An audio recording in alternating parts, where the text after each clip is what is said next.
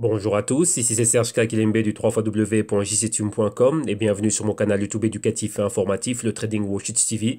Et aujourd'hui, comme tous les mardis, on fait un crypto trading et aujourd'hui c'est la journée consacrée aux digital currencies, mais principalement les currencies qui ont un haut degré d'anonymat et de privacité, donc les privacy coins. Et ici, on va s'intéresser au top 4 de ces cryptos qui, numéro 1, vous avez le Dash, le Zcash, le Monero et le Verge.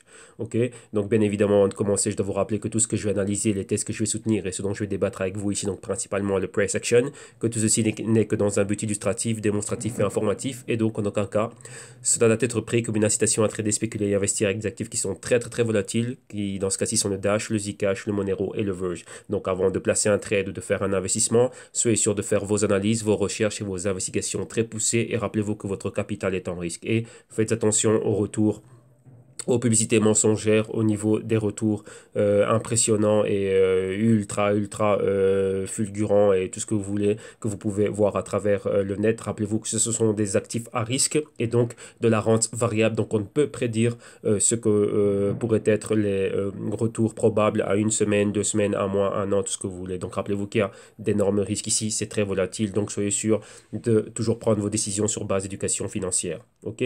Et d'autre part, si c'est la première fois que vous croisez mes vidéos sur YouTube ou vous croisez mon canal, donc le Trading Wall Street TV, je vous invite réellement à regarder tout ce que nous avons en archive. Nous avons énormément de crypto trading au quotidien. Donc, on suit une vingtaine de cryptos durant la semaine. Et on a, chaque samedi, on a les crypto rapports et encore pas mal de vidéos de conseils où me voyez moi et mes confrères et autres partenaires de Wall Street et d'autres personnes ayant travaillé dans l'industrie financière au niveau de la gestion de portefeuille, relations avec les clients, au niveau de tout ce qui est investissement et trading, ainsi de suite. Donc, vous venez et profiter réellement de cette expérience et de notre parcours et du mien ainsi que celui de pas mal de personnes avec qui je suis toujours en interaction. Donc voilà, donc là, tout ce qu'on a dans le canal, c'est pensé pour vous et on a aussi des pièces informatives. Enfin, on a pas mal de choses, donc réellement, profitez-en. Et ici, j'aimerais passer un grand remerciement à tous les membres de la communauté pour l'apport que vous faites. Vous amenez énormément de choses et ça, c'est génial. Pourquoi? Ça fait en sorte qu'on a une communauté qui peut jouir et qui peut bénéficier réellement de l'apport de tout le monde. Rappelez-vous ici, il n'y en a pas un qui est, enfin déjà moi si je parle de moi uniquement, voilà, moi je ne suis pas le plus riche, je ne suis pas je ne suis pas le plus intelligent, j'amène mon expérience et j'amène ma brique à l'édifice, donc j'amène ma pierre à l'édifice et donc voilà. Donc là je vois que énormément de personnes sont en train de le faire au niveau du canal, et c'est bien, on est une petite communauté, mais au moins la communauté elle avance de manière sereine, de manière tranquille et voilà, donc ça c'est génial. Donc ouais, merci à Pat, merci à Adil pour tous ses apports, à Live Toujours au Max, merci à Binet 7 Light, ainsi de suite. Donc tous les apports que vous avez fait dernièrement. Il y a encore bien d'autres, hein, Yohan, ainsi de suite. Enfin, il y a énormément de gens. Voilà, donc la plupart d'entre vous aussi, vous faites déjà partie des insiders, ainsi de suite. Et toute personne qui, le canal est ouvert à tout le monde ici, hein. Donc tous ceux qui portent un intérêt aux crypto, au trading, aux investissements ou quoi que ce soit, vous venez ici. Ici, il y a une source d'information pour vous. On le fait de manière humble, on est là et on avance. Et donc voilà, on amène ce qu'on peut amener à tout le monde. Donc un grand merci à vous tous pour le soutien du canal, la reconnaissance de la valeur qui est apportée, et ainsi de suite. Et vous aussi, vous amenez de la valeur, c'est vous aussi qui enrichissez le canal avec vos questions. Comme je dis à tout le monde, il n'y a pas de questions stupides. Ici, on n'est pas là en train de, comment dire, moi personnellement, en train d'essayer ou de faire le malin, de croire qu'on en sait plus qu'un autre. Pourquoi? Celui qui fait le malin, celui qui croit qu'il en sait plus qu'un autre, la vérité se trouve dans son compte de trade ou dans son compte d'investissement. Pourquoi? Le retour, le chiffre qu'il regarde, on va dire, c'est l'instant de vérité. Donc c'est ça. Donc là, n'ayez pas peur de poser des questions, n'ayez pas peur, même s'il faut revenir 1 million de fois sur quoi que ce soit. La chose étant ici, c'est quoi? Le but du jeu, c'est de dégager des gains et des bénéfices avec le temps. Donc peu importe le capital que tu as 10, 20, 30, 50 euros, 100 euros, quoi que ce soit, tu peux commencer, tu peux commencer et l'opportunité, on l'a aujourd'hui avec les cryptos. Mais il ne faut pas oublier qu'il y a des risques. Donc voilà. Donc bienvenue à tous et un grand merci à tous pour cela. OK? Et bien évidemment, en fin d'émission, on reviendra sur les services et les promotions, enfin les services et les différentes promotions que l'on a ici, hein, jusqu'au 1er juin 2018. Donc voilà, comme beaucoup de personnes déjà qui en ont déjà profité, félicitations à eux et content d'avoir des retours excellents. Donc voilà, donc là, pour tous ceux qui seraient intéressés par les services et les solutions, en fin d'émission, on reviendra dessus. Ok, donc aujourd'hui, ce qu'on va faire premièrement, c'est on va regarder un peu la market cap, voir un peu tout ce qui est en train de se passer, hein. Donc, vous voyez qu'il se passe énormément de choses. Dernièrement, on a vu une baisse, il y a eu pas mal de perturbations. Comme vous l'avez vu, c'était dû à, il y avait trois news en particulier, donc je reviens dessus, donc c'était la news de la semaine passée de MTGOX et de Upbeat. Donc l'investigation de Upbeat, pourquoi ben, l'association frauduleuse, donc soi-disant frauduleuse avec MTGOX. MTGOX, le gros problème qu'il y a eu, donc là vous connaissez tous l'histoire de MTGOX. Et dernièrement, ben voilà, les avocats et les personnes qui ont des wallets sous leur tutelle ben, étaient en train de liquider pas mal de choses. Et donc là, voilà, il y a eu déjà, ça a secoué les marchés, on a vu ce qu'on a vu. Et d'autre part, il y avait aussi une news qui est passée inaperçue, mais qui était très très très importante. C'était la publication de Nvidia. Rappelez-vous, Nvidia, c'est la fameuse compagnie qui fait des chips et les GPU, donc les cartes graphiques qui sont utilisées par les mineurs, enfin par la plupart des mineurs. Et d'un autre côté, quoi, ben, Jensen Huang, c'est-à-dire le CEO, donc le PDG de la compagnie, a divulgué les chiffres. Il y a eu des chiffres qui étaient excellents, donc dans leurs bénéfices, 10%, donc des bénéfices de près de 3 milliards, 10%, un peu moins de 10%, venaient de l'acquisition de GPU de la part des mineurs, donc tout ce qui était crypto. Mais il a amené des commentaires négatifs avec principalement dû à quoi? À une projection négative de moins 60% pour le prochain trimestre au niveau de la vente de tout ce qui est GPU, ainsi de suite. Donc ça, indirectement, enfin même pas directement, c'est une répercussion sur quoi? Ben, si on dit moins de ventes de GPU, donc c'est-à-dire moins d'activité minière, donc c'est-à-dire moins d'intérêt pour les cryptos, donc c'est-à-dire des cryptos qui pourraient aller bien plus bas, et eux, leur projection, c'est à moins 60%. Donc ça, directement, ces commentaires-là, c'était quelque chose qui a pesé lourd. Rappelez-vous que lorsqu'on analyse, l'analyse n'est pas uniquement basée que ce que vous voyez techniquement ou fondamentalement, il y a aussi l'analyse des PDG et des responsables de la compagnie. Vous voyez, hier, je regardais une vidéo de Reggie Middleton, donc le boss de Veritasium, qui était au consensus, enfin qui est en direct du consensus, et il en parlait. Il disait que beaucoup de personnes se trompent et ne savent pas aller plus loin. Tout le monde discute du prix, des fondamentaux que l'on peut voir, les chiffres que l'on a, ce que veut bien publier une compagnie, dans ce cas-ci, dans les cryptos, un white paper, tout ce que vous voulez, mais il dit que c'est pas assez.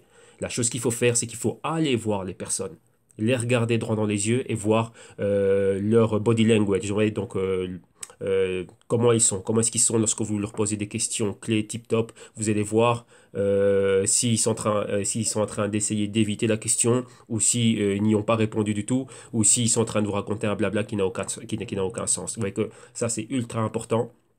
Et je vous le dis et je vous le répète que maintenant aussi, on va dire les grosses firmes de Wall Street, les hedge funds, ainsi de suite, ont des algorithmes qui analysent les discours et les speeches des PDG. Et à chaque fois qu'il y a des conference calls, donc à chaque fois que vous avez les publications qui sont faites, il y a toujours une personne du hedge fund, du venture capitalist fund ou de la banque d'investissement ou quoi que ce soit qui se déplace. Par exemple, lorsqu'il y a à Cupertino, vous avez le headquarters de Apple.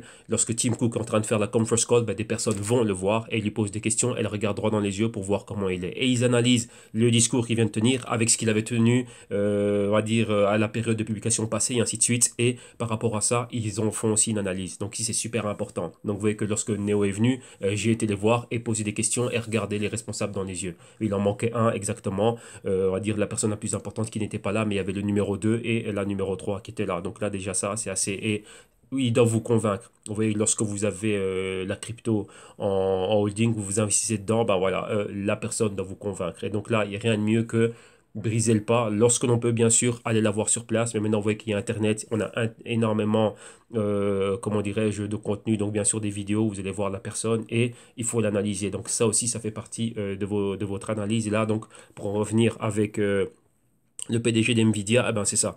Par rapport à d'autres moments, et on a bien vu qu'ils essayaient un peu de cacher un peu, comment dirais-je, les publications et bien sûr le pourcentage en relation avec les cryptos. Pourquoi? Parce qu'ils ne veulent pas être associés aux cryptos.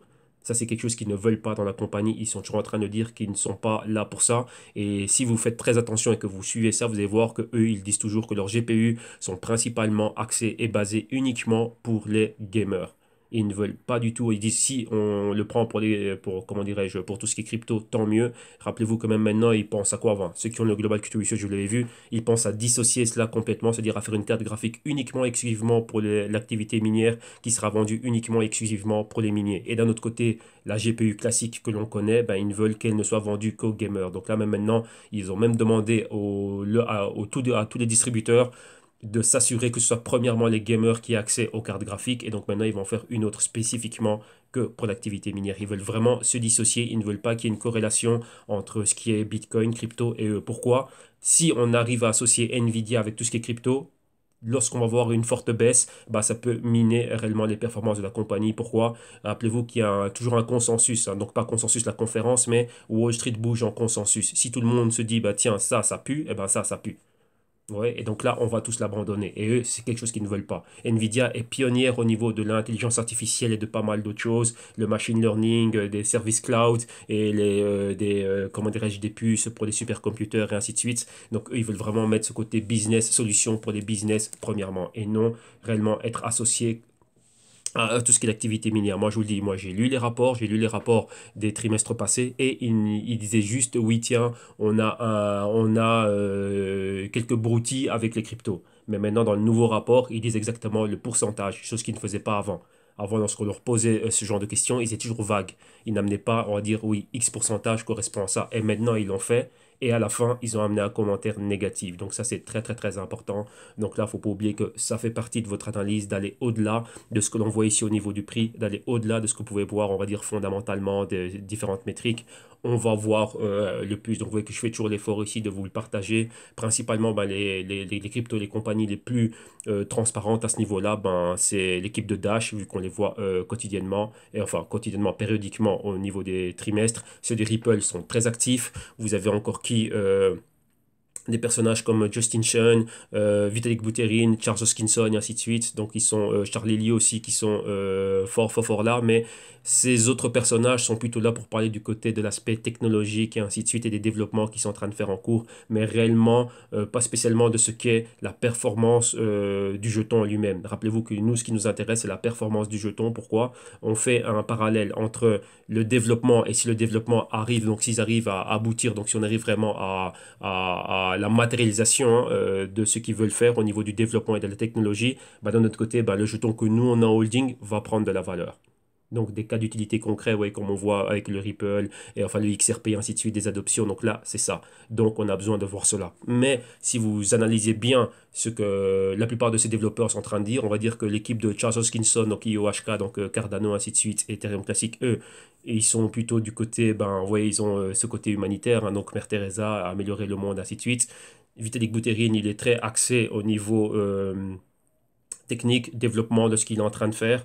Et d'autres cryptos, réellement, ben, on va dire, si on prend le cas de Dash, du Ripple, ainsi de suite, eux, c'est une attaque directe, il faut le dire, hein, une attaque directe à ce qui est Bitcoin et améliorer ce que Bitcoin ne fait pas. C'est-à-dire, Bitcoin, pour le moment, c'est un stock de valeur, mais d'un autre côté, ils veulent améliorer la rapidité des transactions, les transactions par seconde, la taille des blocs et, on va dire, l'acceptance et l'adoption au niveau de l'économie réelle. Donc là, c'est Litecoin, Dash, Ripple, ainsi de suite et tout ça. Bon, Ripple, le XRP, bien plus axé sur tout ce qui est services bancaires, mais on utilise tous une banque, on a tous besoin d'une banque pour nos transferts d'argent ou quoi que ce soit, donc là aussi bah, ça nous touche. Donc vous voyez que c'est ça, nous on veut vraiment voir ce genre de choses, mais qui parlent réellement de la crypto. La technologie c'est bien, mais on veut vraiment voir bah, ce qui se passe. Pourquoi? Parce qu'à la fin de la journée, bah, nous on a cela en holding, et ben, c'est un investissement, donc on croit dans ce qu'ils vont faire, et donc on doit savoir exactement bah, quelle est la performance de ce que l'on a.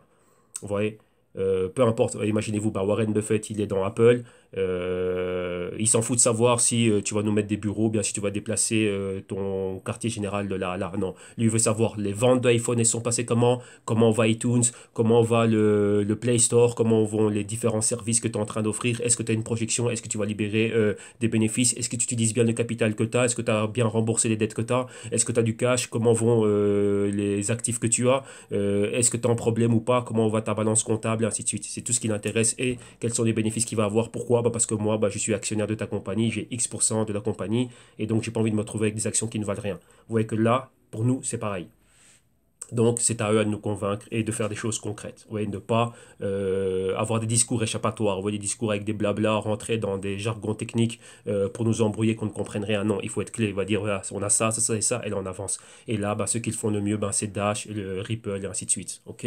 Donc, c'est très important que vous devez vraiment comprendre ça, d'aller au-delà de ce que c'est que uniquement le prix. Bon, bien sûr, le prix, il y a une conséquence directement à travers tout ce qui est fait au niveau du prix, mais aller au-delà aussi du white paper et réellement s'intéresser aux personnes qui développent. Donc c'est très important de pouvoir voir bah, comment ils sont parce que c'est eux qui doivent transmettre la confiance. Rappelez-vous, si moi, une personne, imaginez-vous, bah, si moi je viens et que je vous vends un produit et que vous n'avez pas confiance dans mon produit et ni en moi, vous dites, bah, t'as pas les capacités, ton produit, ben, je le vois douteux, vous n'allez pas investir ni un rond dedans. Donc ici, c'est pareil. Vous voyez que bien que les personnes soient loin, bon, on est tous rapprochés vis-à-vis d'Internet et en grappillant bien, en cherchant bien, bah, vous allez pouvoir tomber dessus. Donc moi, c'est le travail que je fais ici avec vous. OK? Donc là, voilà. Maintenant, on y va. Et on va regarder, attendez, on va rafraîchir la page. Vu que pendant que je suis en train de faire ma petite parenthèse, mon petit blabla, le temps est passé. Donc là, vous voyez qu'au niveau des cryptos, ça va très vite. On peut avoir des fluctuations rapides. Mais bon, pour le moment, ça va. Voilà, comme ça, on a les prix les plus actualisés possibles. Et on va commencer comme d'habitude. On va regarder la market cap, prendre la température, le Bitcoin comme indicateur de tout l'écosystème. Ensuite, on va faire le compte rendu ici des cryptos du jour. On va aller aux pièces informatives. Comme vous voyez, on a une pièce au niveau du Dash. Et avec le Verge, on va aller à l'analyse technique. Premièrement, regarder le Bitcoin en graphique journalier pour voir l'évolution et voir les niveaux que l'on avait. Vous voyez que toujours dans notre optique de Bitcoin indicateur de tout l'écosystème, donc on le prend comme indice. Et après, on va à l'analyse technique et au price action des cryptos du jour, donc le Dash, Zcash, Monero et le Verge. OK? Numéro 1, commençons par la market cap. Rappelez-vous un peu un petit récapitulatif. Notre market cap, on avait un point clé, les 452 milliards. On a caressé ce niveau, on l'a rejeté. 452 milliards, donc notre résistance clé au-dessus de laquelle on doit être réellement pour réellement se dire, bah tiens, on est réellement haussier maintenant. Ça a été rejeté. 425 milliards de support perforé à la baisse, 400 milliards de support. On y est là tout juste, vous voyez qu'on est en train de décoller un peu. Donc là, vous le voyez ici au niveau du Bitcoin, on a atteint ce support et on décolle légèrement. Et donc là, on est là. Donc entre les 400 et 400 milliards et les 410 milliards. Donc vous voyez que pour le moment, on ne va nulle part, mais il y a toujours cette, on va dire, menace qui nous pend au nez de continuer et d'aller plus bas. OK? Donc voilà, donc rappelez-vous que la baisse qu'on a vue rapidement, on avait déjà analysé la baisse, mais on a rajouté une couche par-dessus après, c'est juste en 24 heures, ben, les trois news qu'on a eues. Donc rappelez-vous, MTGOX, Upbit, donc en Corée du Sud, donc MTGOX au Japon, qui bosse avec Upbit, donc l'exchange sud-coréen. Et d'un autre côté, on a eu quoi? La publication d'NVIDIA et bien sûr la conference call et le discours du PDG, en gros positif, mais négatif au niveau des cryptos. Donc ces trois-là, rajoutés déjà au niveau de baisse qu'on voyait, ben voilà, ça s'est accentué, ça a pris les proportions que l'on a vues ici enfin, durant la semaine passée, durant 48 heures. OK? Donc voilà, market cap, on l'a sous contrôle. Maintenant, Bitcoin, qu'est-ce que l'on voit? On a touché à un moment donné les 8000. Là, vous voyez qu'on revient en dessus des 8500, mais on est toujours en dessous des 9000. Donc, toujours dans cette tendance qui est généralisée. Vous voyez qu'ici, résistance, résistance, support, support. Mais en gros, on est dans un gros mouvement horizontal. Son prix, les 8725, donc toujours en dessous des 9000. Et vous voyez que ça se récupère au niveau horaire et au niveau journalier aussi. On est revenu un peu dans le vert. OK? Donc là, c'est ça, market cap en dessous des 150 milliards. Maintenant, on va au crypto du jour. Donc, numéro 1, on a quoi? Le Dash. Où apparaît-il le Dash? Dash, il est ici, 12e position, donc dans le top 20. Son prix, 440 dollars US. Au niveau horaire, on est flat, mais en négatif, moins 0,3%. Journalier à la hausse de 11,3%. Hebdo à la baisse de moins 3, près de moins 3, moins 3,3%. Mensuel à la hausse d'un peu moins de 20% et trimestriel à la baisse d'un peu moins de 30%. Donc vous voyez ici clairement, on a résistance et support. Donc on est en train de faire une grande tasse ici. Market cap 3,5 milliards de dollars. Directement, la crypto suivante, Monero. Monero, son prix 214 dollars. 214,8 dollars exactement. Au niveau horaire, on est flat, mais en positif de 0,02%. Donc personnellement, enfin, théoriquement, on ne va nulle part. Au niveau 24 heures à la hausse d'un peu moins de 6%. Hebdo à la baisse de 5,4%, mensuel à la hausse de 10,6% et trimestriel ici à la baisse d'un peu moins de 21%. Et vous voyez pareil, donc vous voyez que dans tout l'écosystème, le même patron est généralisé. Market cap 3,4 milliards de dollars. Ensuite, continuons. On va à quoi? On a le Zcash ici en 23e position, son prix 358 dollars US. Au niveau horaire, on est flat mais en négatif, moins 0,07%. 24 heures à la hausse de 43%, 43,6% exactement. Hebdo à la hausse d'un peu moins de 27%. Mensuel à la hausse de 54,3% et trimestriel à la baisse d'un peu moins de 22%. Et ici, on était, ouais, on décolle déjà du niveau du support, hein. Donc le même patron, mais ici, une fois qu'on a atteint le support, on a recommencé à monter. Donc, vous voyez, dans les 24 heures ici, monter quand même de 43%. Et pourquoi? Là, c'est excellent ça. Rappelez-vous, il y a un utilisateur du canal, et c'est une news que j'avais vue aussi, que maintenant Gemini, l'exchange Gemini a rajouté Zcash. Et là, on va faire une parenthèse. On va faire une parenthèse directement pour aller à ça. Donc, Gemini Exchange vient de rajouter Zcash, mais je vous avais dit qu'il y a des cryptos qui sont les chouchous de Wall Street. Donc, ça, c'est quelque chose que je disais souvent. On va aller à Grayscale. Et pourquoi? Grayscale, c'est un fonds. Donc, c'est un fonds à travers lequel des investisseurs, comme vous voyez ici, institutionnels, viennent investir. Et le fonds lui va aller acheter les actifs. Donc le fonds, lui, va ouvrir un compte à Gemini ou à Coinbase ou un wallet ou que vous voulez, à Circle ou quoi que ce soit. Et c'est lui après qui va commencer à investir. Donc là, rappelez-vous que dans le Grayscale, on a les Rothschild qui sont rentrés dedans depuis l'année passée. Maintenant, ici, lorsque vous regardez déjà ce qu'il y a au niveau des single assets, donc les fonds qu'ils ont ouverts, vous avez le fonds Bitcoin, le fonds Bitcoin Cash, le fonds Ethereum, le fonds Ethereum classique, le fonds Litecoin, le fonds Ripple et le fonds Zcash. Rappelez-vous que Zcash a été utilisé par JP Morgan au niveau de Quorum, qui était leur blockchain privé. Donc, basé sur l'Ethereum blockchain pour tout ce qui est l'infrastructure et les smart contracts, mais pour racheter le degré nécessaire d'anonymat et de privacité. Imaginez-vous des gros investisseurs, des grosses fortunes comme Rothschild, des grosses fortunes comme Rockefeller ou George Soros ou quoi que ce soit. Imaginez-vous, ils vont acheter des méga gros diamants ou ils veulent des participations dans tel ou tel actif ou dans telle ou telle société ou dans tel ou tel business. Au niveau, pour faire en sorte que leurs transactions soient privées, qu'elles soient sécurisées et qu'elles soient anonymes, bon, pas anonymes, on sait c'est qui, mais juste entre les parties nécessaires qui doivent savoir cela, on emploie quoi? Le Zero Knowledge. Donc, c'est le Zero Knowledge, vraiment ça, c'est Zero Knowledge Cash. Et ça, c'est le nom du Zcash. Donc, vous voyez que là, directement, c'est ça. On emploie le Zcash pour amener ce degré d'anonymat et de privacité. Donc là, il est là. Donc, rappelez-vous que ça, Grayscale, c'est un fonds, c'est un dérivé. Et ça, c'est pour des investisseurs accrédités de Wall Street. Et donc, vous voyez qu'ici, déjà quoi? Ils ont déjà les cryptos qui les intéressent. Donc, voilà, c'est déjà leur top 7. Vous voyez ici, on a 7 exactement. Et maintenant, on voit que Gemini aussi rajoute cela. Donc, maintenant, qu'est-ce que l'on voit ici? Cette news, une fois qu'elle est passée, on voit qu'en une journée, 43% a été fait au niveau du Zcash. On voit que des news pareilles, on ne sait pas les prévoir, on ne sait pas les voir. Là, une fois que l'annonce est faite, elle est faite.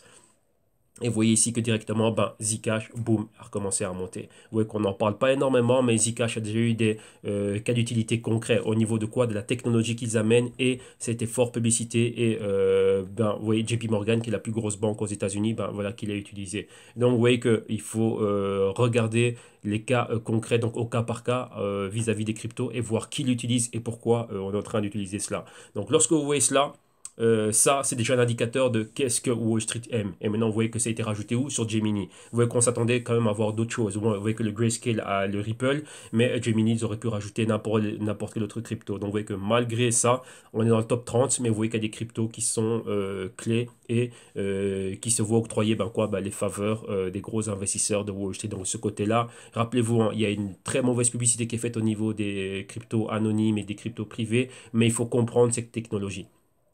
Oui, donc il y a une différence. Faire super attention à ce que vous voyez au niveau des médias, mais regardez les cas d'utilité concrets et qui l'utilisent. Si ce serait vraiment si négatif que ça, vous n'auriez jamais un Grayscale qui viendrait avoir un fonds par rapport aux Zcash. Donc vous voyez, ça, ce sont des indicateurs. Et maintenant, vous voyez Gemini, qui est un exchange qui se veut réguler. Les Winklevoss sont là pour bosser exactement avec qui? Avec Wall Street. Rappelez-vous que ce sont eux qui donnent les prix pour l'un des deux contrats futurs, hein, donc celui du CBOE ou du CME. Je pense que c'est les prix du CME qui donnent. Bon, je fais toujours la différence. Enfin, je confonds toujours les deux, mais bon, c'est pareil.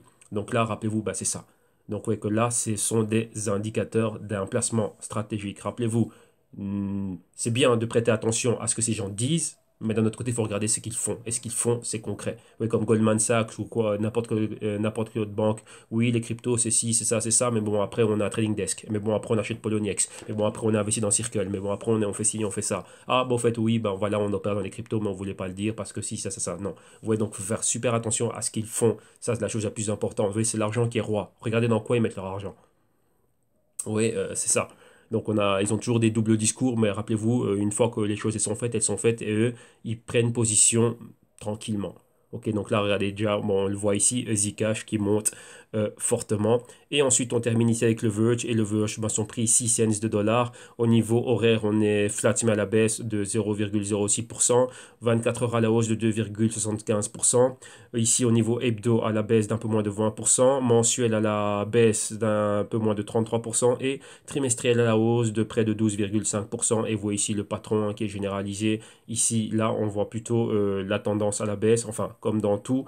Mais ici, en relation avec le Verge, c'est quoi? On a avait la résistance ici, et ici, on est vraiment sur le bas, on est au niveau du support. Market cap, on est en dessous du milliard. Rappelez-vous que Verge, avec son patron, enfin, son partenariat, la collaboration faite et achevée avec Pornhub, et maintenant, ben voilà, ils en veulent encore plus, ok? Donc maintenant, on va aux pièces informatives. Numéro 1, on voit une pièce informative ici, Dash par rapport au Bitcoin, et ici, ben, on parle de quoi? Pourquoi est-ce que le Dash pourrait détrôner le Bitcoin? Dash, si vous faites très attention à cette crypto, elle a une campagne publicitaire qui n'attaque directement que le Bitcoin. Dash est là clairement pourquoi remplacer le Bitcoin. C'est un compétiteur direct et ils ne s'en cachent pas et ils le disent, bah, c'est comme le Bitcoin Cash, ainsi de suite. Dash pour eux, on est 100%, on est mieux que le Bitcoin et on le prouve. Et ici, il y a 3 points que l'auteur a soulignés. Ben, les points, pourquoi est-ce que entre le Bitcoin et le Dash, ben, lequel des deux est le meilleur? Ben, Dash déjà est bien plus rapide, donc vous voyez Dash faster, donc plus rapide que le Bitcoin. Numéro 2, Dash coûte moins cher au niveau des commissions, moins cher que le Bitcoin. Et d'un autre côté, Dash a une communauté qui est bien plus active et qui est bien plus solide. C'est pourquoi Dash est ce qu'on appelle un DAO, donc un Decentralized Autonomous Organization. Donc, qu'est-ce que ça fait? C'est une organisation qui est autonome, c'est-à-dire qu'elle elle est autosuffisante et ils ont une gouvernance qui est bien établie. Ce qui fait que quoi? Bah, ça évite des forks et des bifurcations, ouais, comme c'est pas le cas avec le Bitcoin. Ouais, donc, c'est ça. Il y a une entité qui est là, enfin, une entité, il y a un groupe de personnes qui est là, donc une communauté strong qui est vraiment en train de travailler de manière centralisée. Je veux dire ça comme ça, j'utilise le mot centralisé ici, vraiment pour que vous compreniez que quoi, c'est vraiment la gouvernance qui est carrée, ils sont structurés à ce niveau-là, donc au niveau des nodes, enfin des masternodes comme ils les appellent, les mineurs et l'équipe, donc oui, tout est bien fait, tout est bien réparti, donc il n'y a pas de problème à ce niveau-là, et là ça leur permet d'avancer de manière droite et de manière concrète. Donc ça c'est le gros avantage qu'ils ont par rapport au Bitcoin, avec le Bitcoin, bah, Satoshi Nakamoto, on ne sait pas qui c'est, et après bah, la communauté, bah, on voit comment elle est. Donc lorsque vous voyez ben, tous ceux qui développent Ethereum, Charles Hoskinson, Vitalik Buterin, ainsi de suite, Lubin et encore d'autres personnes, ben, ils venaient tous de quoi? Ben, ils venaient tous du Bitcoin. Et après, ben, voilà, tout le monde est allé vers ce qu'il est en train de faire aujourd'hui. Et d'un côté, le quoi? Bah, le côté privé. Rappelez-vous que le Bitcoin n'est pas privé, mais le Dash a une fonction qu'on appelle ici Private Sense qui est optionnelle. C'est-à-dire quoi? Vous pouvez mettre on, off. Donc vous pouvez l'activer et la désactiver. Donc ça, c'est ça. Donc imaginez, vous pouvez avoir vos transactions visibles sur le blockchain et d'un autre côté, ben, il y a des transactions qui ne sont pas visibles. Donc voilà, c'est ça. Donc ça, c'est super important. Ça, donc rappelez-vous, c'est une option. C'est pas, on va dire, un built-in. On va dire que oui, on ne peut pas, comment dirais-je, désactiver cela. Non, ici, c'est optionnel. Donc c'est on-off. Donc vous voyez, comment allumer les lumières ou l'éteindre. Oui, c'est ça. Maintenant, deuxième pièce informative ici, on va vers le Verge. Donc le Verge, on revient un peu vers ce qu'ils ont fait. Donc on sait déjà que Verge avec le Pornhub. Donc là, je vous ai partagé la vidéo où on voyait le créateur du Verge. Bon, ici, il y a un petit problème, ça ne veut pas se lancer, mais bon, c'est pas grave. Et d'un autre côté, on voit que Verge maintenant veut continuer à avoir des pénétrations. Et qu'est-ce qu'ils veulent maintenant? Ils veulent des partenariats avec PayPal et Venmo, qui eux sont quoi? Ben, PayPal, tout le monde connaît PayPal au niveau des services de paiement et ainsi de suite. Et d'un autre côté, il y a aussi Venmo. Et maintenant, ben, Verge va avoir une intégration au sein de PayPal et au sein de Venmo. Pourquoi? Rappelez-vous que ça, ce sont déjà des entités centralisées qui ont déjà le monopole à un certain niveau dans tout ce qui est paiement et ainsi de suite. Et maintenant, PayPal et Venmo aussi ont commencé à intégrer des wallets et veulent commencer à intégrer des cryptos. Alors là, ici, ben, vous voyez que Verge vient et se mettre en ligne pour dire, bah quoi, moi, je devrais être moi la crypto qui devrait être là et avec laquelle vous devriez réellement bosser. Vu que, rappelez-vous que Venmo, qui est là pour faire des paiements, qui est aussi en collaboration étroite avec PayPal, ben, aimerait rentrer aussi dans l'écosphère crypto. Et ben ici, Verge se propose. Donc là, il y a pas mal de pourparlers et on va voir exactement ben, comment le tout va se passer. Donc rappelez-vous que des compagnies comme PayPal, Venmo, ainsi de suite, ils sont basées où? À Silicon Valley. Donc là, ben voilà, donc c'est là-bas que tout se passe. Donc on va voir exactement ben, comment est-ce que cela va continuer à évoluer dans les prochains jours. Bon, ne vous inquiétez pas, vous allez avoir tous ces articles en description de vidéo ici, vu qu'ici celui-ci ne voulait pas se lancer, mais bon, ce n'est pas grave. Alors ici, nous, on y va et on continue. Maintenant, on va à l'analyse technique, vu qu'on a vu les pièces informatives et ainsi de suite. On va regarder exactement ce qui s'est passé et on va voir, premièrement, on va commencer par le Bitcoin au niveau technique, donc au niveau d'un graphique journalier. Et ensuite, on va aller à nos presets weekly et regarder ce qui se passe avec les autres cryptos. Donc ici, on a notre graphique Bitcoin ici. Voilà, en journalier, et on va décortiquer un peu les derniers mouvements, voir un peu ce qui est en train de se passer. Est-ce qu'il y a du fuel? Donc, vous voyez, est-ce qu'on a vraiment du carburant? Est-ce qu'on peut redécoller? Et non. Rappelez-vous, on est revenu dans le canal baissier que vous voyez ici, souligné, un canal intermédiaire que vous voyez ici en bleu marine. Voilà, donc là vous avez ici la résistance du canal, c'est un autre canal intermédiaire qui vient d'apparaître, et ici vous avez le support du canal. Et bien sûr vous avez aussi le grand canal, donc la grande perspective du canal rouge ici, et le support résistance intermédiaire. Maintenant nous focalisons-nous sur ce que l'on voit ici. Donc vous voyez qu'on avait ce mouvement d'ici, on a atteint le support une fois, deux fois, trois fois, on a décollé, on est arrivé ici à la résistance, boum, elle est un peu plus haut, et on a été stoppé par cette moyenne rosée que vous voyez ici, et ça c'est celle de 200 jours, la résistance, ouais, une fois, deux fois, rejeté. Il y avait d'autres moyennes mobiles entre-temps. On a placé notre Fibonacci ici pour avoir l'inception du mouvement aux alentours des 6300, 6500. Les hauts ici aux 10 000, et vous voyez que depuis là, on a rejeté. 23% de retracement, 38% de retracement, et on est pile poil sur les 50% de retracement. Rappelez-vous que la grande bougie rouge que vous voyez ici, c'était le triple événement, donc le triple catalyseur négatif. Donc d'un côté Upbeat, enfin MTGOX, Upbeat, MTGOX au Japon, Upbeat en Corée du Sud, l'exchange, et directement quoi, Nvidia, la conférence et le commentaire négatif de Justin Wang, donc c'est-à-dire le PDG de Nvidia. Voilà. Depuis là, si vous vous rendez bien compte, on ne va nulle part. On est en inside des candles. Donc on a une, deux, trois, quatre bougies qui sont comprises dans les fluctuations de la bougie rouge ici. Donc on ne va nulle part. Donc vous voyez, comme ici, pareil. Les inside week candles ici, on reste sous quoi? Sous, on va dire, il y a toujours ce nuage rouge qui plane. Donc c'est quoi? Ce nuage baissier qui plane. Et ici, vous voyez qu'on est arrivé à passer descendre un échelon plus bas, donc à l'étage en dessous. Et ici, c'est pareil. Donc, on peut rester durant un bon bout de temps de manière horizontale, sans pour autant avoir un volume haussier qui suit. Donc, vraiment pour nous montrer et nous confirmer que oui, on veut sortir de ce momentum baissier, que là, on continue notre hausse, mais toujours pas. Donc, vous voyez ici, on est stoppé net par quoi? Vous voyez la moyenne mobile ici, que vous voyez la bleu-gris. C'est exactement la moyenne mobile de 50 jours. Donc, on a ça comme support, donc les 8300. À tout moment, si on perd force là en dessous, on va plus bas. Et vous voyez que là, on n'a plus spécialement de moyenne mobile. Là, directement, on retombe vers les 7000 et puis on peut retourner vers les 6500 et ainsi de suite. Donc, vous voyez exactement là où on est. Pour le moment, on est là. Vous voyez qu'on n'arrive pas à perforer de manière concrète ici. On va agrandir, comme ça, on va zoomer et voir réellement le price action ici. Vous voyez qu'on n'arrive pas réellement à dompter ce que l'on voit ici, les 50%. Et vous voyez ici, on a un patron. Donc, on a un doji, mais le doji est bien et comment dirais-je, est bien plus baissier à ce niveau-là. Donc, ouais, la baisse ici, bougie d'indécision, on remonte, on est en dessous des 50% de cette bougie rouge ici, et on a encore un autre doji. Donc, vous voyez ici encore une autre indécision, mais regardez ce qui se passe, on a atteint un niveau de convergence, hein. Donc, ça c'est 50 jours, et ça c'est 100 jours, et exactement ici, si je ne me trompe pas, c'est 7 jours ici, donc une semaine là, et 100 jours. Et donc là, c'est quoi? On a ce niveau de convergence, et on rejette ce niveau de convergence. Donc, on rejette réellement la hausse, et on est là encore ici avec quoi? Avec des bougies d'indécision. Donc, à tout moment, on peut continuer et aller plus bas. Ouais, donc là, cette menace-là, elle plane toujours. Mais pour le moment, on est dans ce mouvement horizontal.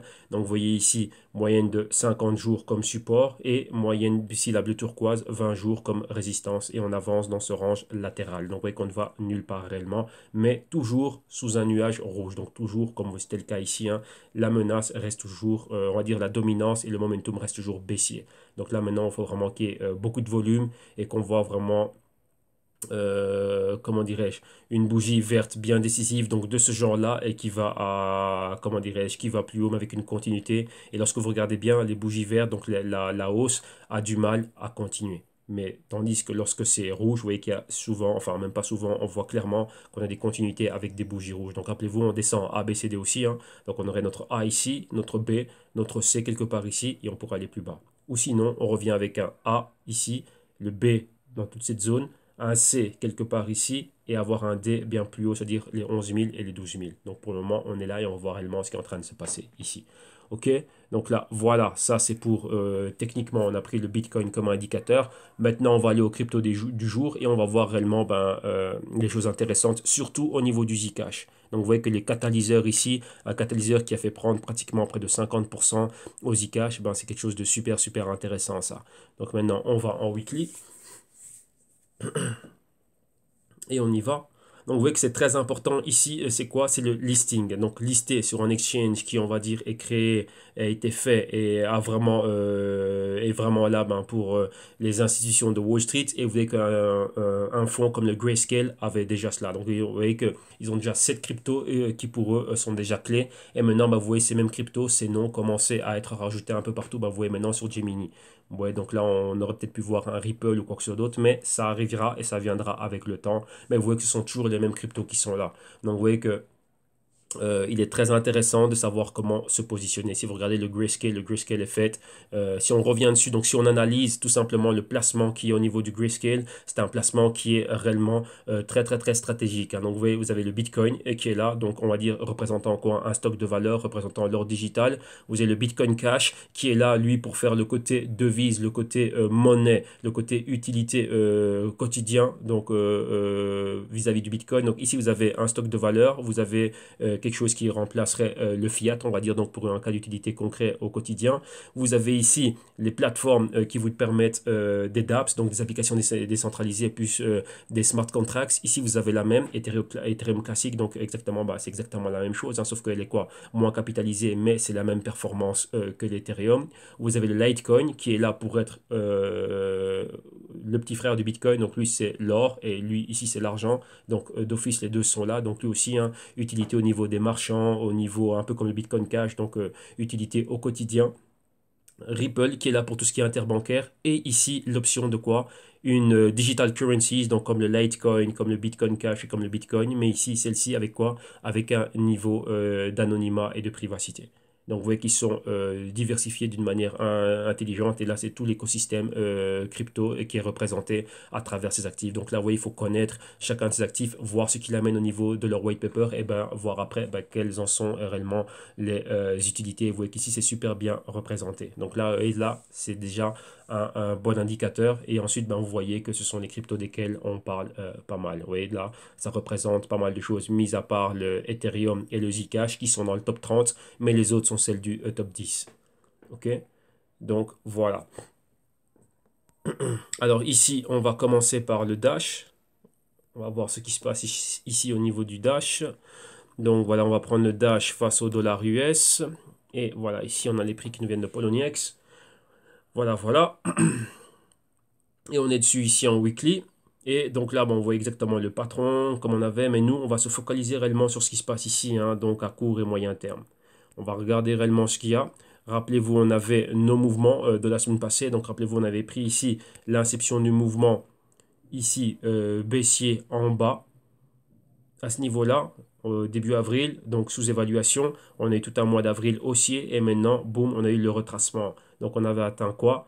Ici, on avait cette zone, on avait pris plus ou moins le pointeur ici et c'était plus ou moins la zone, on avait ce point pivot ici. Et vous voyez que là, on s'est stoppé net à cette période-là. Pourquoi? Enfin, pas à cette période-là, à ce moment-là, on s'est stoppé net, c'est quoi? On a eu cette hausse, on a eu cette bougie, on est venu clôturer ici au niveau de la moyenne mobile de 13 semaines, celle que vous avez ici en rouge. La semaine suivante, il n'est allé ni au-dessus ni en dessous. Et la semaine d'après, on a eu le point pivot pour aller à la baisse. Donc une hausse, bougie d'indécision et une bougie à la baisse. Et donc là, par rapport à ça, on avait nos niveaux de Fibonacci. Et nous, on a pu se dire, quoi, on a pu évaluer quelles allaient être les différentes targets. Les 23% de Fibonacci, on avait les niveaux ici, juste en dessous. Donc c'était quoi? Atteindre les moyennes mobiles, numéro 1, celle de 4 semaines. Vous voyez ici que ça a été, on l'a touché ici avec cette mèche. Et là, ensuite, on a perforé 13 semaines, 4 semaines, 52 semaines que vous voyez ici en rosé, qui est vraiment au niveau des 50% de cette bougie et plus la convergence que l'on a ici. Et ensuite, on a atteint quoi? Celle de 8 semaines. Ici, on est entre les niveaux de 50% et 61% de retracement. Vous voyez, on est même allé un peu plus bas et on est revenu clôturer là. Donc, vous voyez qu'en gros, on s'attend toujours à avoir un 50% de retracement, mais ce n'est pas un niveau anodin. Pourquoi? Si on regarde par le passé, on a un point pivot ici pour faire un support et on a un point pivot ici pour faire une résistance. Donc, on est pile poil entre les deux et vous voyez qu'on y est. Donc tout simplement, vous voyez que là, c'était une zone qu'on devait regarder. Donc vous voyez, les 50%, c'est la résistance. 62%, c'est le niveau du support. Et nous, on est vraiment à cheval sur les deux. Un chiffre rond, les 400, et on y est. Vous voyez, là, on est revenu, on s'est posé dessus. Et c'est la zone de la moyenne mobile de 8 semaines. Et à partir de là, on a notre point pivot. Donc ici, qu'est-ce que l'on a? Concrètement, on voit quoi? On voit qu'on avait notre A. Donc vous voyez ici, inception du mouvement. On avait notre B ici, distribution. Et ici, on a un C. Pour le moment, ce C est validé. Donc, vous voyez, à partir du moment où on a cela, on est arrivé ici au niveau du marqueur des 50. Donc là, on a été rejeté. On revient ici. On n'a pas pénétré la zone de sous-évaluation, mais on a une convergence ici. Donc là, on a notre point pivot. Et là, on est en train de faire demi-tour. Donc, vous voyez qu'ici, on a quoi? On a un nouveau canal haussier, un A, un B, un C. Si on continue et qu'on arrive à pulvériser les 50% de cette bougie un, on revient en résistance et deux, on va aller chercher un D plus haut. Donc là, on peut voir un dash monter aux alentours des 600, voire des 700 dollars. Donc vous voyez là, ça peut être fait, mais rappelez-vous, on doit valider ici ce point-là. Donc rappelez-vous qu'à tout moment, si on rejette les 50% de cette bougie rouge qu'on n'arrive pas à perforer et être au-dessus, eh ben, on peut continuer encore une fois à la baisse ou on peut continuer de manière latérale. Donc là, on verra exactement ce qui est en train de se passer. Donc nous, on doit être attentif à cela. Donc là, ici, si on veut être là, on va dire pour du long terme, comment dirais-je, si on était venu dans un trade, donc on rentre en A, ici, vous devrez déjà avoir liquidé vos positions pour être sûr d'être gagnant. Et si c'est accumulé pour du long terme, là, ici, il y a une opportunité pour accumuler un peu. Vous voyez, toujours accumuler dans les points C, accumuler un peu, un peu avant de monter. Ok, donc si ici la valeur juste, on détermine que le dash a une valeur juste entre les 375 et les 450, et ben là imaginez-vous, vous rentrez avec un dixième de dash, avec un dixième, donc voilà, vous mettez 40 euros dedans. Imaginez-vous, vous avez l'argent pour acheter un dash complet, mais vous dites non, je vais placer mes 400. Mais de manière intelligente, ben, vous commencez par un 10%, par un 20% et vous accumulez petit à petit. Ok, donc là, voilà, par rapport au dash, donc on a vu les niveaux de retracement, on les a atteints. Maintenant, on est là dans un inside weak candle. Vous voyez, cette bougie verte, elle est comprise dans les fluctuations de cette bougie rouge et on ne va nulle part, donc on attend. Ça, c'est pour le dash. Maintenant, allons regarder la crypto qui nous intéresse là, ici. Celle pour laquelle on a vu d'énormes mouvements et c'est le Zcash. On va prendre les prix qui nous viennent de Poloniex. Voilà, ça c'est super intéressant. Donc vous avez vu que comme le Dash, on a eu notre retracement de Fibonacci, on a atteint les 50% et on est en train de remonter. Mais vous voyez qu'on est ici, dans les 50% de la bougie rouge. Mais vous voyez que le Dash avec l'annonce, donc rappelez-vous, c'est très volatile et c'est très sensible au catalyseur puissant. Et directement le Dash, boum, lui, oui, il est monté. Donc rappelez-vous, les mêmes bas. Même inception du mouvement ici, au niveau du mois d'avril haussier. Les niveaux, c'était les 175, plus ou moins. Monter ici, atteindre les quoi? Atteindre ici les 328, 330. Le retracement, les 50% ici ont été atteints. Regardez la même moyenne mobile, celle de 8 semaines. Rebondir dessus et repartir. Là où on a rebondi, c'était ancienne résistance ici. Donc rappelez-vous, point pivot ici, support. La résistance, on est revenu ici. Cette résistance peut être un support, on s'est arrêté dessus et là maintenant on fait demi-tour. Donc avec ici c'était une résistance, maintenant c'est un support et on a un point pivot. Donc vous voyez ici, là, donc là, point pivot pour monter, là, point pivot pour descendre, là, point pivot good morning, ici, point pivot pour baisser et ici, point pivot. Vous voyez là, si on trace une ligne, on a validé ces niveaux-là. Maintenant, qu'est-ce qu'on a ici? Inception du mouvement, donc notre A. On arrive ici, ça c'est notre B. Descente ici directement notre C. Donc ici, c'est vraiment un C qui est validé. Et de là, boum, on est remonté. Vous voyez qu'on revient où? Déjà la résistance. Et maintenant, on est allé plus haut. Mais regardez, on ne s'est pas stoppé n'importe où. Convergence ici aux 375 dollars. C'est quoi? 21 et 26 semaines. Là, on est là. Et vous voyez, si vous regardez bien, 21 et 26 semaines, d'un autre côté, c'est équivaut à quoi? On a des points pivots ici. Vous voyez, donc ce sont jamais des niveaux anodins. Même ici, lorsqu'on est monté pour atteindre le niveau B, si on regarde bien qu'est-ce qui se passait ici, on avait un autre point pivot là, résistance, et ici un autre point pivot ici pour faire un support. Donc vous voyez que là, les anciens niveaux de résistance support sont toujours des targets. Donc ouais, là, on a eu cette target-là. Et ici, on a fait notre A, notre B, notre C. Et maintenant, bon, on s'attend à avoir un D. Donc ouais, on regarde ça. Donc ici, c'est quoi? On va dire les 175. Et ici, on atteint, bon, où on prend le niveau clé, donc les 300. Où on prend le niveau des 325 ici. Donc ça nous fait exactement combien? Ça nous fait 150 dollars. Et à partir de ce niveau ici, si on prend les 250 et qu'on rajoute les 150 dollars, bah, ça nous donne quoi? Bah, ça nous donne un niveau de 400 ici. Donc pour avoir un D. Vous voyez? Ce canal-là, ça va nous donner. Donc ici, on a une target des 400. Et quand on regarde les 400, qu'est-ce qu'on voit apparaître à l'écran? Ben, on voit encore quoi? Ben, des points pivots là. Donc vous voyez que là, c'est la prochaine target. On pourrait atteindre déjà ces niveaux-là. Et vous voyez qu'ici, on était stoppé par quoi? La convergence que l'on a au niveau des moyennes mobiles. Donc, vous voyez que les niveaux sont jamais des niveaux qui sont anodins. Rappelez-vous, on a des algorithmes, on a pas mal de choses et des traders aussi. Ben voilà, ils regardent, on va dire les humains, lorsque nous les humains on regarde, ben voilà, moi c'est quelque chose que je regarde, ben je dis, ben tiens, si on monte ici, où est-ce qu'on peut aller? Ben tiens, on a des résistances et des niveaux de support passés, ben maintenant ça nous fait des targets parfaites. Plus aussi les moyennes mobiles, et vous voyez que là, ben là, on ne peut pas faire plus concret et plus minutieux. Bon, on est pile poil dessus ici au 370. Donc là, voilà. Vous voyez, donc le haut équivaut à ce même haut qu'on avait ici. Vous voyez ici, on a un pointeur là. Donc là, si on regarde ça dans des plus petites unités de temps, vous allez voir le niveau de résistance là. Donc ici, le pointeur ici, pointeur là, support ici, support là, pointeur là, convergence 21 et 26 semaines et on est dessus, donc les 370. Donc voilà, si maintenant on monte un peu plus haut, ben, vous voyez qu'on a quoi? On a les 440 et ensuite on a le point pivot ici au niveau des 475, 480, 490. Donc là, ce sont les niveaux qu'on pourra atteindre si on continue à monter. Ouais, mais là, pour le moment, ben, on est là, mais on va voir. Vous voyez que tout ça, c'est la news. Ouais, la news, ce que ça peut faire. Voilà. Donc, vous voyez, ceux qui ont été malins et qui sont venus et qui ont accumulé à ce niveau-ci, ben, voilà, ils ont pu profiter de quoi? Ben, de la news. Vous voyez que les news, on ne sait jamais lorsqu'elles vont tomber. C'est pour ça qu'on est positionné tranquillement, petit à petit. Il faut suivre ce qui se passe. Rappelez-vous que Gemini est en train de parler d'un futur lancement. Durant un moment donné, il y avait beaucoup de spéculation, même au niveau de Coinbase, on parlait de tiens, ça peut être le Ripple, tiens, ça peut être ci, ça peut être ça. Et boum, ben, vous voyez que non, ben, inattendu Zcash. Et pourtant, vous voyez que il y a beaucoup de, je vais pas dire diffamation, mais beaucoup de commentaires négatifs, surtout depuis le hack qui était survenu à CoinCheck au Japon, et où il y avait le vol de NEM, 500 et des poussières de millions de dollars de valeur en NEM, et après ben, transformé en tentative de transformation en Zcash, en Verge et en Monero et ainsi de suite. Et là-bas au Japon, on dit bah tiens, il faut délister les cryptos anonymes. Mais vous voyez que d'un autre côté, il y a des fonds à Wall Street qui, eux, les voient, qui sont bien vus, malgré la publicité négative d'un Zcash, ben, vous voyez que quoi, qu'une banque de grand renom, la numéro 1 aux États-Unis, JP Morgan, à bosser avec Zcash. Donc vous voyez que d'un autre côté, faire attention à ce qui est écrit sur le papier, mais regardez ce qui est fait de manière concrète. Et c'est ça qui vaut tout. Vous voyez là, que lorsque vous le voyez ici listé au Grayscale et maintenant vous le voyez au Gemini, bah, ça veut tout dire et vous voyez l'impact que ça. Donc il y a des personnes qui sont là et il y a vraiment un cas d'utilité concret pour le Zcash. Rappelez-vous que ces boîtes, elles ont une technologie. Et cette technologie, si elle est appréciée par les grosses institutions, ainsi de suite. Imaginez-vous, voilà, comme je le dis souvent, vous avez maintenant, je ne sais pas qui, un de ces grands investisseurs-là, ceux de Rockefeller ou Soros, qui veut acheter la Joconde, par exemple. Ben voilà, il a envie que sa transaction se fasse de manière anonyme.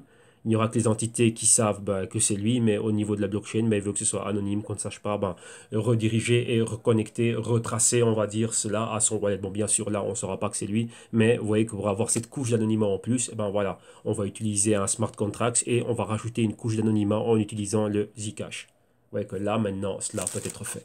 Donc, il faut bien comprendre les cas d'utilité. Et dans ce cas-ci, une crypto comme Zcash, comme je dis, les crypto anonymes, on en a beau en parler en négatif ou quoi que ce soit, mais il faut regarder concrètement ce qui se passe. Et vous voyez que là, des personnes en ont besoin. Donc, cette technologie-là, on va en avoir besoin. Et vous, donc, c'est-à-dire mes insiders, vous qui avez les Global Crypto Research, dans le Global Crypto Research du Q2, vous avez bien vu l'étude qu'on a fait approfondie de 3 white papers et vous avez bien vu que quoi, le terme et la technologie employée par le Zcash sans pour autant citer son nom était déjà cité depuis les années 90 et ainsi de suite. Donc vous voyez que c'est ultra important cela et comme vous voyez, même déjà à partir du white paper de Satoshi Nakamoto, il y avait déjà cela qui était mis en évidence mais formulé d'une manière différente. Et là, comme je vous l'ai dit, bon, vous le voyez, hein, souvent en train de lire quelque chose, je me dis, ah, bah, tiens, ça c'est tel crypto, ça c'est tel crypto. Zcash était déjà là. Donc c'était déjà dans l'esprit de Satoshi Nakamoto au moment où il était en train d'écrire son white paper. Il pense à la blockchain et au Bitcoin et ainsi de suite. Ok. Donc voilà. Donc là maintenant, on y est. Donc là ici on a vu le Zcash, donc on a vu l'impact que ça a eu. Donc vous voyez qu'on n'a pas atteint des niveaux anodins, c'est pas des niveaux au hasard qu'on atteint, on n'atteint jamais des niveaux au hasard. Il y a toujours, rappelez-vous, on sait où on rentre, mais on a toujours notre plan où on va sortir. Et ça, c'est quelque chose de super important. Et ça, je vois que c'est quelque chose avec lequel je suis en train de travailler énormément avec les insiders ici. Ben, c'est qu'ils comprennent cela. Donc, on doit avoir un plan. Mon plan d'entrée, qu'est-ce qui se passe si j'atteins X% de retour ou quoi que ce soit. Ben, on doit déjà savoir ce qui se passe. Et vous voyez ici, ceux qui étaient rentrés savaient exactement ce qu'ils étaient en train de faire. Ils se sont arrêtés à des niveaux clés. Et vous voyez exactement le niveau clé ici, c'est quoi? Les 370. Donc ici, regardez bien, c'est un pointeur. Bon, déjà, on a atteint un haut max. On a une convergence entre les deux moyennes mobiles, 21 semaines et 26 semaines. Et si on regarde bien ici, c'était un point pivot. Là, c'est le niveau de clôture. Là, on a un pointeur ici à la baisse. Et là, on a un pointeur ici à la hausse. Donc, vous voyez, ce ne sont jamais des niveaux anodins. Et là, bon, voilà, on a respecté ce niveau. On l'a atteint. Et boum. Et vous voyez, c'est quoi ici? Ce petit retracement qu'on voit ici, c'est quoi? C'est des personnes qui prennent des bénéfices. Vous voyez que ça, c'est un mouvement qui est trop haut. Ce mouvement ne va pas perdurer. Encore une fois, comme on a vu le cas avec le IOS, regardez bien ici. Bon, j'espère qu'on le voit bien. Voilà, on le voit bien ici. Donc, vous voyez, regardez où on est. Donc, où est le prix. Donc, ce qu'on a atteint. Où est le prix. Et regardez où est la moyenne mobile de 4 semaines. Elle est ici sur les 23%. Donc, vous pensez même déjà que d'ici là, on pourrait atteindre le niveau de résistance ici. Donc, rappelez-vous, on a un spread de près de combien? De 40 dollars. 41 $, les 312 et les 353. Si je prends par rapport à la moyenne mobile qui est ici, on a un spread exactement de 50 $. Donc 50 $, il va se passer quelque chose. Qu'est-ce que ça veut dire? On peut avoir un retracement rapide ici. Rappelez-vous, ça c'est une opération. Ceux qui sont rentrés ici au niveau C, regardez tout ce qu'ils ont pu avoir comme gain. À un moment donné, ils vont prendre des bénéfices, ils ont déjà commencé à le faire, mais l'extension était trop grande. Comme vous le voyez ici, si je retrace ici au niveau du stochastique, on a quoi? Le pourcentage K qui est déjà au-dessus du marqueur des 50. Donc achat avec une grosse divergence. Maintenant, on va voir si on a les deux pourcentages, donc on a les deux moyennes mobiles, donc le K et le D ici. Mais si ce n'est pas le cas, vous voyez comme ici, on peut avoir un rejet à un certain niveau et le K reviendrait avoir une convergence avec le D, donc la moyenne rouge ici. Et ça va se traduire par quoi? Une baisse ici. Et c'est quoi? Une interaction avec la moyenne mobile de 4 semaines. Si ce n'est pas cette semaine-ci, la semaine suivante. On va y arriver. Rappelez-vous que même avec une mèche ou quoi que ce soit, toujours une interaction avec la moyenne mobile. Ça attire le prix comme un aimant. Donc ça va être inévitable. Donc il y aura quoi? Une prise de bénéfice ici. Rappelez-vous que l'extension D, on a calculé, je crois que c'est plus ou moins comme ça, les 440. Donc on pourrait l'atteindre la semaine prochaine avec une mèche et ensuite revenir toucher cela. Donc là ici, rappelez-vous que dans cette phase ici de mouvement, c'est un mouvement ici de quoi? De prise de bénéfice. Pourquoi? Il y a de l'engouement, un nouveau listing, Gemini. Pensez, Gemini, c'est Wall Street, c'est quoi? Ce sont des institutions, ce sont des grosses institutions qui sont en train d'opérer. Ben, tiens, ils ont un nouveau chouchou pour jouer avec. On a pris des bénéfices et ceux à travers le monde qui ont su tirer avantage du catalyseur en anticipant le mouvement. Maintenant, le mouvement est déjà parti, donc ça ne sert à rien de rentrer dedans, mais moi, je ne rentrerai pas dedans. Il faut être dans le mouvement à son inception. C'est ici qu'on a des gros gains. Donc, vous voyez, ici, on a eu un bounce. Hein. Ici, on aurait convergence sous évaluation. Convergence ici en zone basse de valeur juste en dessous du marqueur des 50 du Fibonacci. Et ensuite, on remonte. Marqueur 50 du stochastique, excusez-moi. Et ensuite, on remonte. Et ici aussi, au niveau du Fibonacci, ben là, c'était le point C idéal pour rentrer. Là, le mouvement est déjà parti. Maintenant, ben, ça attendra un prochain cycle, un prochain ABCD. Donc, rappelez-vous, il faut être patient, il faut être cool. Les opportunités, il y en a tout le temps, mais il faut opérer de manière zen. Si vous courez après l'argent, rappelez-vous, l'argent court plus vite que vous, il va plus vite que nous. La preuve ici, avec ce mouvement. Moi, je vous le dis, j'ai des dérivés et ainsi de suite sur le Zcash, je n'ai pas participé à ce mouvement. Simplement, bah, c'est ça. Les mouvements, ils sont trop rapides. Vous voyez qu'on ne peut pas tout suivre à un moment donné. C'est impossible humainement. Vous voyez, là, vous devez avoir des grosses équipes pour vous permettre de le faire. Mais là, bah, c'est ça. Ben maintenant, on n'a qu'à compter, être patient et on aura une nouvelle opportunité.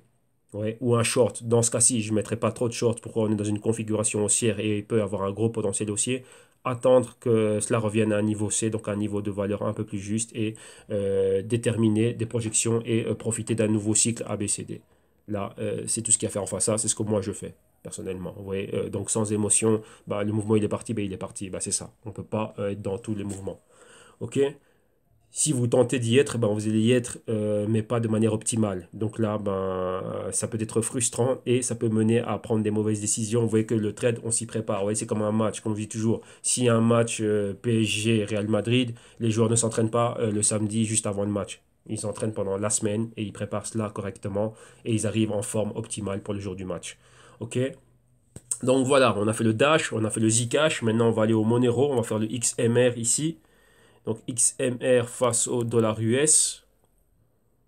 Voilà, donc là on a vu exactement ben, la volatilité, hein, et on a vu la volatilité et les catalyseurs, vous voyez là à quel point c'est sensible au niveau des catalyseurs et comment la volatilité peut rentrer. Et donc là on l'a vu en full motion ici, hein, donc en full force, en full action avec le Zcash. Alors maintenant, on va au Monero. Monero, qu'est-ce qu'on a? Vous voyez que dans le Monero, on est toujours dans ce canal baissier. Vous voyez qu'on a bas, bas plus bas, bas plus bas, haut, haut plus bas, haut plus bas. Et vous voyez que ça respecte parfaitement. Support, résistance, support, résistance, support, support, rejet de la résistance. Et ici, on va plus bas. On peut se diriger vers où? Vers un support plus bas. Mais ici, on a quoi? Rappelez-vous, quelque chose que j'en ai pas parlé énormément dernièrement, mais là, vous le voyez les fameux épaule-tête-épaule pour faire notre fameux patron tasse. Là, c'est la moitié. Maintenant, ici, on peut aller dans la deuxième moitié. Et vous voyez, maintenant, on s'attend à voir ceci. Donc là, le mouvement a commencé ici, l'inception du mouvement à notre point A. Et là, maintenant, on est ici sur ce retracement. Donc ici, probabilité de retourner à la hausse. Donc là, maintenant, on va regarder ça. On va zoomer pour réellement aller au cœur du mouvement. voir réellement ce qui est en train de se passer ici et décortiquons notre mouvement ici. Rappelez-vous, par rapport à la semaine passée, on parlait de quoi? De l'inception du mouvement ici, comme je viens de le dessiner, au niveau de la zone de sous-évaluation. Vous voyez que le pointeur ici a été validé, c'était plus ou moins cette zone-là. On a la moyenne mobile de 52 semaines comme support. Et depuis là, vous voyez, toutes les moyennes mobiles, elles ont une inclinaison 45 degrés à la hausse. Donc depuis là, on décolle. Vous voyez, ici, on avait un bas, donc notre A, B, C, D, boum, avec l'épaule et la tête. Et ici, on va dans l'autre sens. Donc là, maintenant, on recommence un nouveau canal baissier. Le A, le B. Rappelez-vous, on a atteint le haut. C'est jamais des zones, c'est jamais anodin. Donc vous voyez, ici, on a ce niveau-là, les 300. Ben, c'était quoi? On avait un point pivot ici. On l'a validé là comme résistance. De là, on a retracé 23%, convergence 21 et 26 semaines, 38% ici, convergence 13 semaines et 26 semaines, 50% ici, qu'est-ce qu'on a? 13 semaines qui est juste là et 4 semaines là, et 62% de retracement. Qu'est-ce que l'on a ici? On a les 215 dollars et c'est le retracement de 62% et c'est la moyenne de 8 semaines qui est là. Et juste en dessous, plus bas, on a celle de 52 semaines. Vous voyez, ici, on s'est posé sur des 78% de retracement. On est revenu au niveau de la moyenne mobile de 8 semaines. Et ici, c'est ça. Donc, ouais, on est toujours en dessous des 50% de cette bougie rouge. Donc, on est dans ce qu'on appelle un inside week candle. Ouais, si on regarde ce qui se passe ici, on a exactement le même type de bougie. Donc là, ça peut être un escalier baissier. Donc, vous voyez ici, on peut baisser et faire ceci. Ou ici, si on arrive à dominer et clôturer au-dessus des 50% de la bougie, chose qui a été échouée ici, on a une continuité et on continuerait pour aller vers le haut. Donc, qu'est-ce que ça veut dire ici? Pour vous le traduire directement, ce serait ceci. On a l'épaule, on a la tête, on est monté, on retrace. Et ici, ce serait faire la deuxième épaule. Si on arrive à clôturer, donc déjà avoir une reversal comme bougie. Et ensuite avoir une bougie de continuité. Vous voyez, être au-dessus de la résistance du canal et aller vers le haut. Revenir à la résistance, perforer cela et aller plus haut.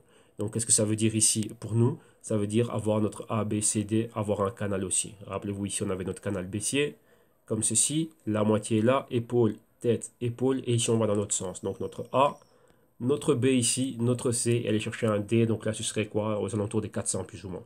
Vous voyez, c'est ça. Mais numéro 1, pulvériser ici déjà la résistance. Et numéro 2, le haut max. Et numéro 3, créer un haut plus haut. Vous voyez, mais avec des bougies complètes, concrètes ici. OK? Donc là, c'est ça. Pour le moment, on est ici. Mais le retracement, comme on l'avait vu, c'était généralisé dans tout l'écosystème crypto.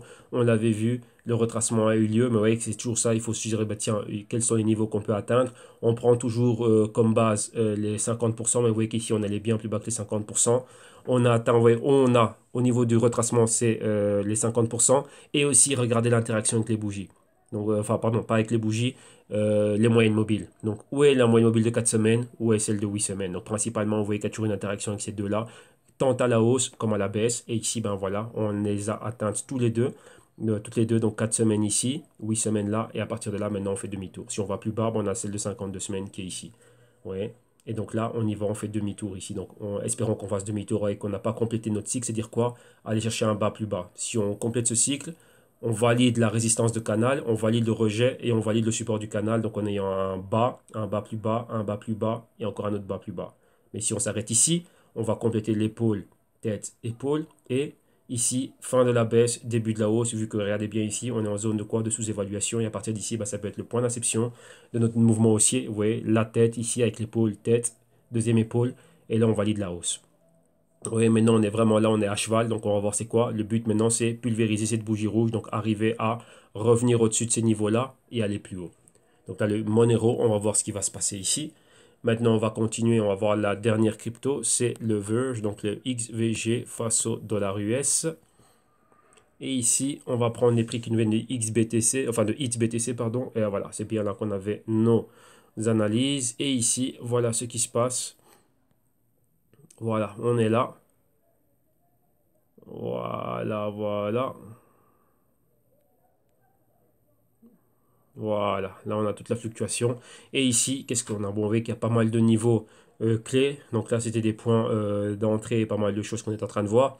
Et ici, on voit qu'on a la même chose, hein. Sous-évaluation, entrée du mouvement, commencer. On a fait des hauts. Regardez les hauts, c'était quoi? Les anciens pointeurs. Donc si on regarde ça dans les plus petites unités de temps, on va voir des niveaux de support ici. On s'est posé au même niveau, donc les 12 cents. Revenu clôturé où? Regardez, la clôture n'a pas été anodine, encore une fois. C'est les 9 cents. 9 cents, c'était quoi? Une ancienne résistance ici. On est venu se poser au même endroit. On a un patron qui se forme, deux longues mèches. Ça nous fait ce qu'on appelle un tweezer top. Donc c'est quoi? Hausse, première vague d'entrée de vendeurs, deuxième vague d'entrée de vendeurs, très très très puissant. Si on rajoute ça et on additionne à cela ces niveaux-ci, bah, ça nous fait quoi? Une baisse généralisée et on l'a vu.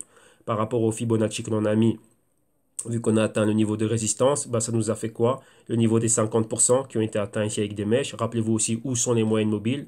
Donc ici, si je le mets bien plus grand, vous voyez que, rappelez-vous, les mèches étaient quelque part ici au niveau des 12 cents. Regardez, la moyenne mobile était ici au niveau des combien? Ben, des 7 cents. Donc 5 cents de différence. Et qu'est-ce qu'on a fait? Ben, on est venu atteindre ce niveau-là. À ce niveau-là, l'atteindre où elle était ici, et tenter de toucher la moyenne de 8 semaines et celle de 13 semaines qui était entre les deux. Donc on a touché cela. Et ensuite, on est revenu ici. Et de là, on a tenté de décoller. Vous voyez qu'on est remonté. Vous voyez ce que je vous disais. Lorsque l'on monte, donc la bougie rouge, elle est effectuée. On a une bougie verte. Continuité. Donc, vous voyez ici, on a un tweezer bottom. Donc, c'est quoi? Entrée d'acheteur. Mais vu qu'on n'a pas pulvérisé les 50% de cette bougie rouge ici, directement, ben, une couche encore de baisse. Et on repart à la baisse. Ouais, et donc là, on est encore reparti. Et maintenant, vous voyez, l'histoire se répète. Donc, on a ici la bougie verte, la même que celle-ci. On a pulvérisé les 50%. Donc, être au-dessus des zones de convergence ici entre 4 et 8 semaines. Donc, presque convergence que l'on a là. Et ici, être au-dessus aussi de la future convergence qui aura entre 21 et 26 semaines. Et ici aussi, cette convergence entre la moyenne noire, donc c'est 26 semaines, et la moyenne bleu turquoise, c'est 4 semaines ici au 7 cents. Donc, vous voyez qu'on a vraiment pulvérisé. Vous voyez comme ici, on a échoué cette tentative-là d'être au-dessus des 50% de cette bougie rouge. Et ici, c'est pareil. On doit avoir une bougie verte clôture au-dessus de ces niveaux-là. Et ensuite, qui revient ici à la résistance, donc au haut, donc les 8 cents, qui ensuite remonte ici aux 9 cents et qui ensuite va plus haut. Vous voyez, on doit passer palier par palier. Et si on échoue, bah, les vendeurs viennent, ils reprennent le dessus. Donc pensez toujours à un match. Donc tu échoues et moi je viens et je te reprends. Ouais, donc là, c'est ça. Donc pour le moment, on reste dans un inside week candle. Vous voyez ici, 1, 2, dans les fluctuations de cette bougie, ni en dessous ni au-dessus. Ici, on a échoué d'être au-dessus des 50% de la bougie. Demi-tour, on repart à la baisse et ici c'est pareil. Donc si on échoue encore une fois, bah, on peut encore continuer à aller plus bas. Avec le Verge, c'est positif, ça a été positif, les news qu'ils ont eu, l'association avec partenariat fait confirmer avec Pornhub. Maintenant, ils tentent, comme on a vu dans les news ici, ils tentent Venmo et ils tentent PayPal. Donc Venmo et PayPal sont deux compagnies qui sont en collaboration et ils vont aussi amener des wallets, paiement instantané, ainsi de suite. Rappelez-vous aussi, essayez d'être en compétition avec les cryptos. Et donc là, bah, voilà, une intégration de Verge dans leur plateforme, bah, ça pourrait être bon pour le Verge, mais vous voyez que ça n'empêche pas que fondamentalement, on va dire, ce sont des news qui sont fondamentales, donc qui sont OK au niveau du Verge, mais vous voyez que au niveau du prix, la cotisation, donc les fondamentaux et le technique ici vont dans des directions opposées. Donc ça arrive. Mais il y a un moment donné où les deux vont être en convergence. C'est-à-dire quoi? La hausse que l'on voit au niveau fondamental et on voit ici une baisse au niveau du prix, quel est leur point de convergence quand le Verge va se poser ici sur la directrice de tendance, donc ça sur le support. Et ici, là, ce sera un point d'entrée. Donc là, un probable point pivot à ce niveau-ci. Donc on peut rester horizontal et atteindre cela là, ou on peut aller un peu plus bas, toucher ce niveau-ci. Et c'est là où, lorsqu'on a ce point pivot, ben, on a une convergence entre les fondamentaux et le niveau du prix. Et là, espérons qu'on puisse monter et aller de l'avant. OK? Donc voilà, mais pour le moment, on est déjà sorti de la zone de sous-évaluation et voir maintenant bah, si on peut passer le marqueur des 50. Mais aller un peu plus bas, ben, vous voyez ici, il y en a encore quoi? Possibilité d'avoir encore une opportunité de pouvoir accumuler du Verge ici un peu plus bas à ce niveau-ci. Donc là, ça peut être intéressant. OK? Donc voilà, ça c'est tout pour les cryptos d'aujourd'hui. On a vu tout ce qu'on devait regarder au niveau fondamental, les catalyseurs, les news. On a vu le price action, on a vu par rapport au niveau et les retracements qu'on avait la semaine passée, ben, qu'on a été OK avec ça. Donc on était in, donc on était dans le bon. Ben, maintenant il faut attendre, voir si on a les points C, donc des points pivots, et voir si on va compléter le niveau haussier ou, je dis bien ou, parce que la probabilité elle existe, elle est bel et bien là, de quoi? Ben, de voir une baisse. OK? Donc voilà, donc maintenant pour tous ceux qui se disent, bah tiens, bah, moi aussi j'ai envie de compléter mon initiation, d'en savoir plus sur les fondamentaux, comment analyser fondamentalement, techniquement, le price action, comment générer mon propre système, mettre sur place mes stratégies, et ainsi de suite, et voir tout cela, bah, vous venez au www.jctune.com et vous avez les solutions ici. Et la solution, bah, toutes les solutions et services sont en promotion jusqu'au 1er juin 2018. Vidéo module d'initiation, consulting one-on-one à l'année ou au semestre en promotion aussi, solutions actives en promotion aussi, et les Global Culture Research, donc rapports fondamentaux et ainsi de suite, à l'unité ou Souscription annuelle, le Q2 a déjà été publié, donc vous voyez plus de 18 heures de vidéo, accompagné d'un PDF de 185 pages et les consultings à la carte. Donc ici, qu'est-ce qui se passe? Ben, dès que l'on trouve chaussure à son pied, on clique premièrement sur le Buy Now, donc c'est la première modalité de paiement à travers la plateforme de paiement sécurisée de PayPal, comme vous le voyez ici. Une fois dessus, ben, vous rentrez vos informations et si vous avez un compte PayPal, ben, vous pouvez le payer avec. Et si vous n'avez pas de compte PayPal, PayPal vous permet de procéder au checkout sans pourtant avoir un compte, donc c'est-à-dire payer par carte de Visa, Mastercard et ainsi de suite, crédit débit. Pour nous, vous nous rajoutez une adresse @gmail.com afin de pouvoir vous partager les playlists de vidéos privées et vous donner accès au contenu en relation avec la solution à laquelle vous êtes souscrit. Et directement ici, bah, s'il y a un autre problème, enfin s'il y a un problème avec PayPal, vous pouvez cliquer sur ce lien et à travers le lien, vous êtes redirigé vers une autre plateforme de paiement sécurisée, donc celle de Ticktail. Donc ça, c'est l'autre alternative de paiement. Et ici, ben, vous pouvez avoir quoi? Ben, accès aux mêmes services, aux mêmes solutions, aux mêmes tarifs promotionnels jusqu'au 1er juin 2018. Et ici, ben, pareil. Donc là, comme lors de tout achat sur Internet, vous sélectionnez l'actif, enfin la solution de votre choix. Vous le rajoutez à votre panier, vous vérifiez bien votre panier. Une fois que tout est OK, ben, vous procédez au checkout. Et une fois que vous êtes au checkout, ben, c'est pareil, vous nous rajoutez une adresse @gmail.com pour les mêmes raisons, le partage des playlists privées et l'envoi des documents PDF et l'accès au Google Docs et ainsi de suite en relation avec la solution. Et ici, vous pouvez payer avec Visa, Mastercard, American Express et via carte de crédit et de débit. Une fois que c'est fait, nous et que votre paiement est validé et confirmé par nous, ben, on revient vers vous et on vous donne accès à tout ce qu'il faut. Donc tous ces liens, vous les aurez en description de vidéo, donc ne vous inquiétez pas. Ok, donc voilà, c'était une superbe session comme d'habitude et comme toujours. Donc n'oubliez pas, la vidéo, vous l'aurez, elle sera disponible sur YouTube dans quelques instants. Et voilà, c'est tout aujourd'hui pour les Privacy Coins, donc le Dash, le Zcash, le Monero et le Verge. Donc vous voyez que Zcash et le Verge, super. Rappelez-vous, la semaine passée, on a vu la publication du Q1 2018 pour l'équipe de Dash et c'est pas mal. Et ben Monero, ben, ça continue toujours. Hein. Et on va voir maintenant ben, ce qui va se passer avec toutes ces cryptos. Donc vous voyez l'adoption. Rappelez-vous, Wall Street a les yeux déjà arrivés, a déjà adopté le Zcash. Ils sont déjà là. Maintenant, on vient de le voir à Gemini. Donc vous voyez que ça va continuer. Faites attention entre les discours qui sont faits par des langues de vipère, donc des langues fourchues, c'est un discours à double face.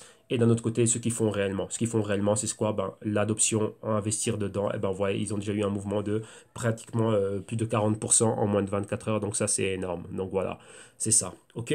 Donc vous voyez qu'au niveau des privacy coins, on ne sait jamais d'où va venir quelque chose. Il y a quelque chose qui va arriver et vous allez avoir une réaction qu'on ne peut pas mesurer. Donc rappelez-vous, c'est de la rente variable. Il y a des risques.